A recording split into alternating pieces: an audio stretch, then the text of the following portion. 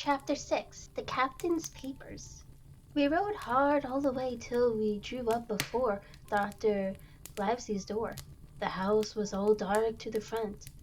Mr. Dance told me to jump down and knock, and Dodger gave me a stirrup to descend by. The door was opened almost at once by the maid. "Is Dr. Livesey in?"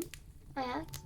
"No," she said. "He had come home in the afternoon, but had gone up to the hill to dine and pass the evening with the squire." "So there we go, boys," said Mr. Dance. This time, as the distance was short, I did not mount, but ran with Dodger, stirrup leather, to the lodge gates, and up the long, leafless moonlit avenue to where the white line of the Hall building looked on either hand on great old garden. Here Dr. Dance dismounted, and taking me along with him, was admitted at a word into the house. The servant led us down a matted passage, and showed us at the end into a great library, all lined with bookcases, and thus upon the top of them. Here the squire and Dr. Livesey sat, pipe in hand, on either side of a bright fire. I had never seen the squire so near at hand. He was a tall man, over 6 feet high, and broad in proportion, and he had a above round and ruddy face, all roughened and reddened, and lined in his long travels. His eyebrows were very black, and moved readily, and this gave him a look of some temper. Not bad, you would say, but quick and high. "Come in, Mr. Dance," says he, very stately and condescending. "Good evening, Dance," says the doctor with a nod. "And good evening to you, friend Jim. What good wind brings you here?" The supervisor stood up straight and stiff and told a story like a lesson, and you should have seen how the two gentlemen leaned forward and looked at each other and forgot to smoke in their surprise and interest. When they heard how my mother went back to the inn, Dr. Livesey fairly slapped his thigh, and the squire cried, "Bravo!" and broke his long pipe against the grate. Long before it was done, Mr. Trinelli, that you remember was the squire's name, had got up from his seat and was striding about the room, and the doctor, as if to hear the better, had taken off his powdered wig and sat there looking very strange indeed, with his now close-cropped black poll. At last Mr. Dance finished the story. "Mr. Dance," said the squire, "you are a very noble fellow, and as for writing down that black gratuitous miscreants, I regard it as an act of virtue, sir, like stamping on the cockroach. This lad Hawkins is a trump, I perceive. Hawkins, will you ring that bell? Mr. Dance must have some ale." "And so, Jim," said the doctor, "you have the thing that they were after, have you?" "Here it is, sir," said I, and gave him the old-coin packet. The doctor looked it all over, as if his fingers were itching to open it, but instead of doing that, he put it quietly in the pocket of his coat. "Squire," said he, "when Dance has had his ale, he must of course be off on his Majesty's service. But I mean to keep Jim Hawkins here to sleep at my house, and with your permission, I propose we should have up the cold pie and let him sup." "As you will, Livesey," said the squire. "Hawkins has earned better than cold pie." So a big pigeon pie was brought in and put on the side table, and I made a hearty supper, for I was as hungry as a hawk. While Mr. Dance was further complimented and at last dismissed. "And now, squire," said the doctor. "And now, Livesey," said the squire in the same breath. "One at a time, one at a time. laughed Dr. Livesey. You have heard of this Flint and I, suppose. Heard of him? Cried the squire. Heard of him, you say? He was the bloodthirstiest buccaneer that sailed. Blackbeard was a child to Flint. The Spaniards were so prodigiously afraid of him that, I tell you, sir, I was sometimes proud that he was an Englishman. I've seen his topsails with these eyes of Trinidad, and the cowardly son of a rum puncheon that I sailed with put back, but back, sir, into port of Spain. Well, I heard of him myself in England, said the doctor. But the point is, had he money?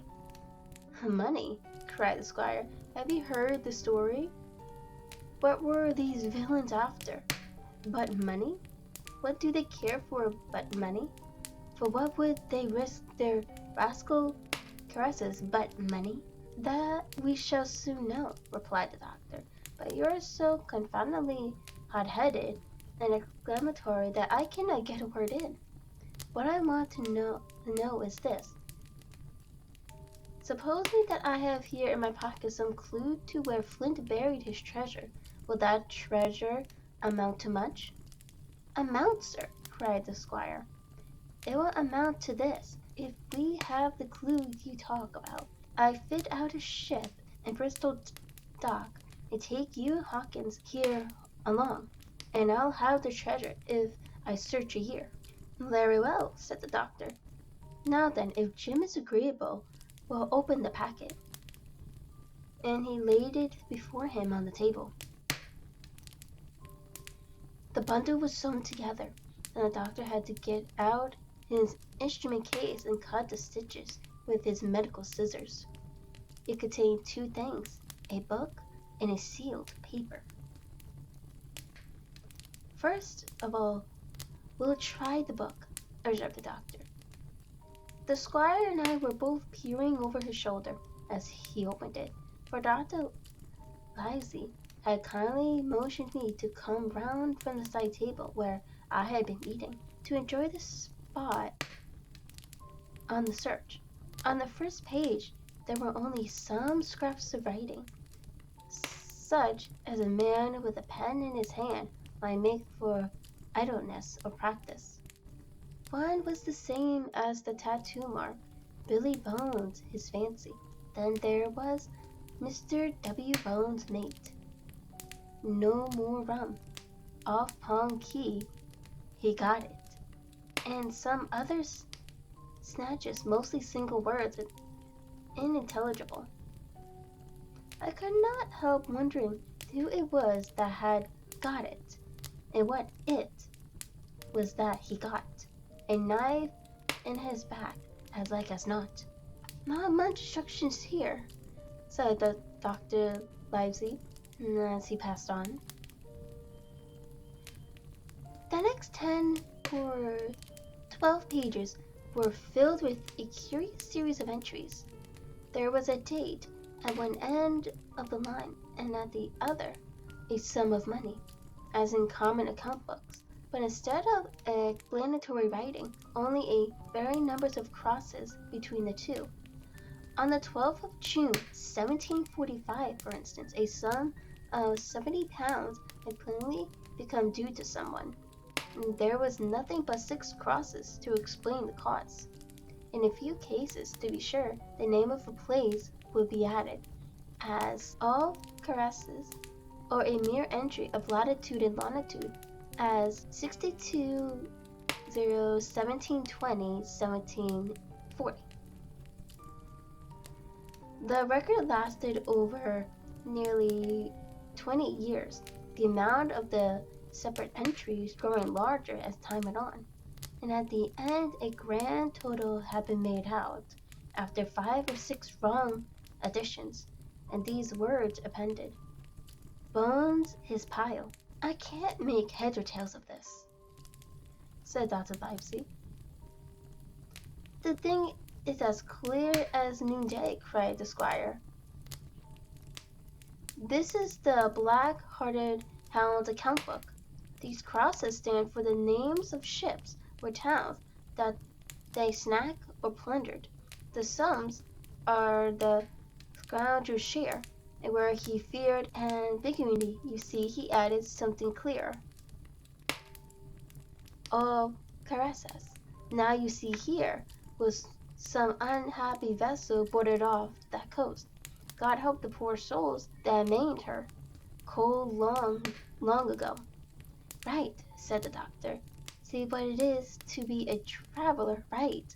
And the amount increased, you see, as he rose in ranks. Here was little else in the volume, but a few bearings of places noted, and the black leaves towards the end, and a table for reducing French, English, and Spanish moneys to a common value. Thrifty man, cried the doctor. He wasn't the one to be cheated. And now, said the squire, for the other. The paper had been sealed in several places with a timber by way of seal, the very thimble, perhaps, that I had found in the captain's pocket. The doctor opened the seal with great care, and there fell out the map of an island, with latitude and longitude, surrounding names of hills, bays, and inlets, and every particular that would be needed to bring a ship to a safe anchorage upon its shores. It was about 9 miles long and 5 across, shaped, you might say, like a fat dragon standing up. It had 2 fine land-locked harbors, and a hill in the center, part marked the Spyglass. There was several editions of a later date, but above all, 3 crosses of red ink, 2 on the north part of the island, 1 in the southwest, and besides that, this last, in the same red ink, and in a small neat hand, very different from the captain's scholarly characters, these words: bulk of treasure here. Over on the back, the same hand had written this further information: tall tree spyglass shoulder, bearing a point to the north of north-northeast, skeleton island, east-southeast, and by east 10 feet. The bar silver is in the north. Catchy, you can find it by the tread of the east hammock, 10 fathoms south of the black crag with the face on it. The arms are easy found. And the sand hill, north point of North Inlet Cape, bearing east, and a quarter east is JF. That was all, but brief as it was, and to me incomprehensible, it filled the squire and Dr. Livesey with delight. Livesey, said the squire, you will give up this wretched practice at once. Tomorrow I start for Bristol. In 3 weeks' time. 3 weeks, 2 weeks, 10 days. We'll have the best ship, sir, and the choicest crew in England. Harkins shall come as cabin boy. You'll have a famous cabin boy, Hawkins. You, Livesey, are ship's doctor. I an admiral. We'll take Red Ruth, Joyce, and Hunter. We'll have favorable winds, a quick passage, and not the least difficulty in finding the spot, and money to eat, to roll in, to play duck, and Drake with every after. Tree Lousney, said the doctor. I'll go with you, and I'll go bail for it. So will Jim, and be a credit to the undertaking. There's only one man I'm afraid of. And who's that? Cried the squire. Name the dog, sir.